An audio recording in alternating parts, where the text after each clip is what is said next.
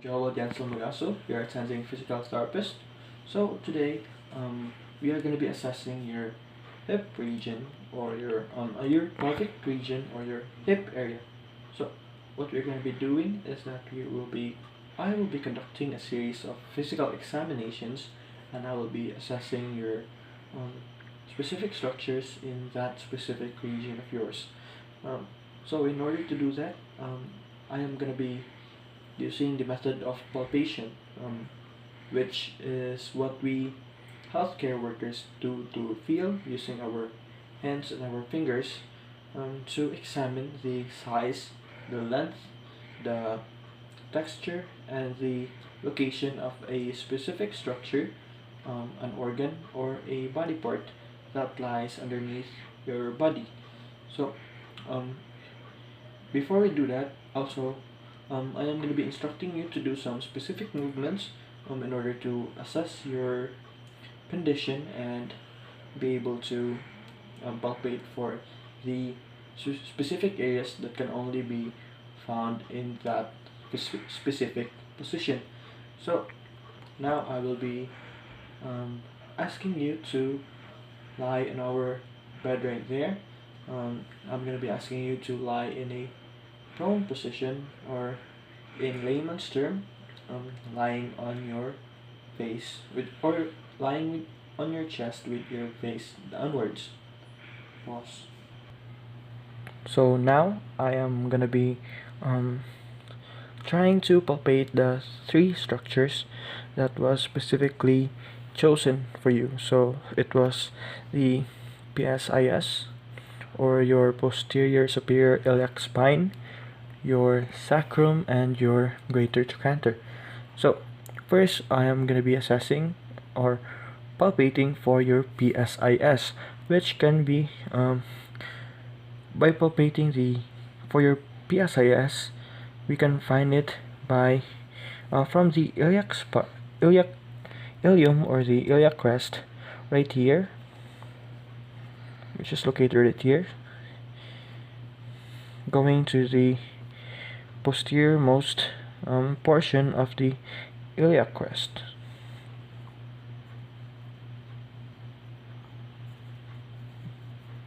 Right here, which is your posterior superior iliac spine, or PSIS, and just between them and the above,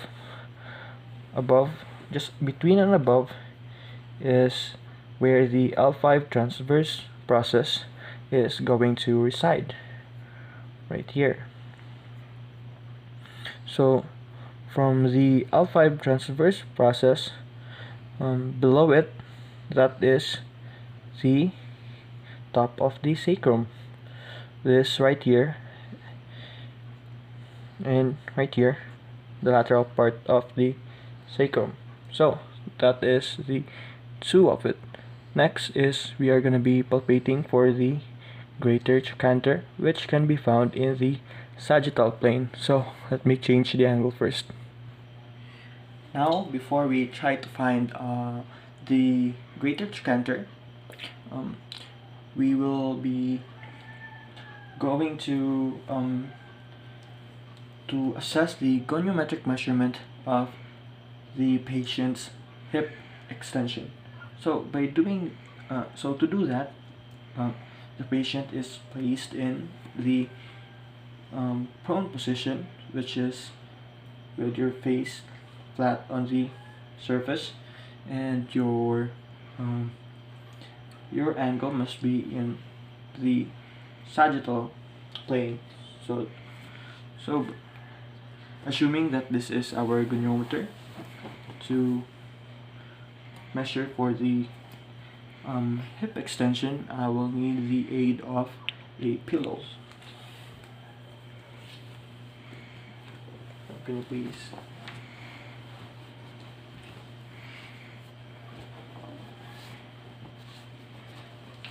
Like so. And so the patient is lying on his stomach or his chest. I have placed the pillow in the abdomen to protect the lower back. So the third structure that we are going to be palpating is the greater trochanter, which can be palpated by allocated by palpation, doing this method of turning the distal part of the limb, and the structure that pops right up here is the patient's greater trochanter. So since we have located the greater trochanter, we can now measure for the hip extension of the patient. So the expected range of motion is between 0 to 30 degrees. So to place the goniometer, the fulcrum must be placed in line with the greater trochanter, which is right here. Next, the stationary arm must be placed in the lateral midline of your pelvis, and the moving arm must be placed in the lateral midline of your femur. So I shall now ask the patient to raise your right foot, please, as high as you can.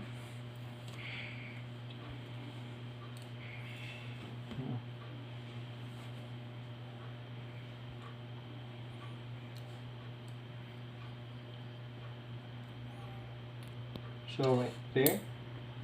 So you can start raising your foot now. So the goniometer says that the patient have 11 degrees of hip extension. Next, so the patient, by doing this action, can you please raise again your foot down, raise.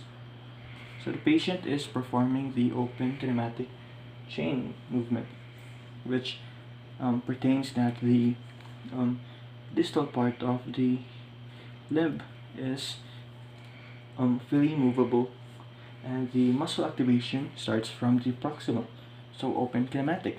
Next, the muscles that are at work here, the muscles, the muscles that are performing the concentric, the muscles that act as the agonist muscles are your glutes, which performs concentric contraction, shortening of the muscle length. Then the antagonist muscle refers to the iliopsoas muscle, which is the main hip flexor. So the iliopsoas muscle acts as the antagonist and performs the eccentric contraction.